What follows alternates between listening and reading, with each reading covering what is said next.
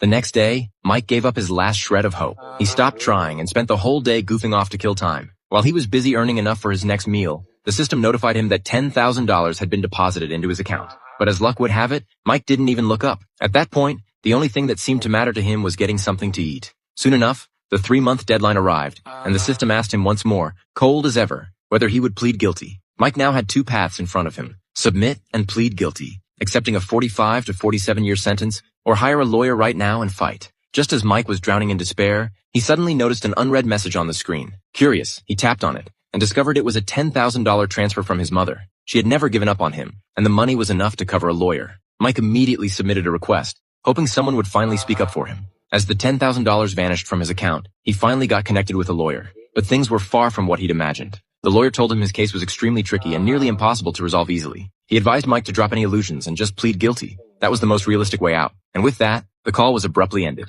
From start to finish, Mike had no idea what crime he'd actually committed. All he did that day was break into a jog because he was in a hurry, and a police drone flagged him as a suspect and hauled him in. Now his $10,000 was gone, and the lawyer hadn't even given him a chance to speak before writing him off. Suddenly, Mike felt like he'd been played. He couldn't begin to understand who had made up these so-called rules. Just as he was about to resign himself to his fate, the system notified him that he'd been acquitted and released. Mike could hardly believe his eyes, but the door was wide open. The rush of freedom nearly made him forget all the absurdity and suffering he'd been through. His belongings were returned, and it was as if none of it had ever happened. But more than anything, all Mike wanted was to get as far away from that place as possible. This is a highly controversial Oscar-nominated short film. The prison in the story represents the people who make the rules, and we are the ones trapped at the bottom.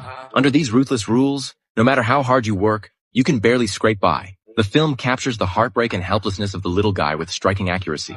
But what cuts deepest isn't the struggle itself. It's that crushing sense of powerlessness and vulnerability people feel when they're forced to play by a game they never agreed to.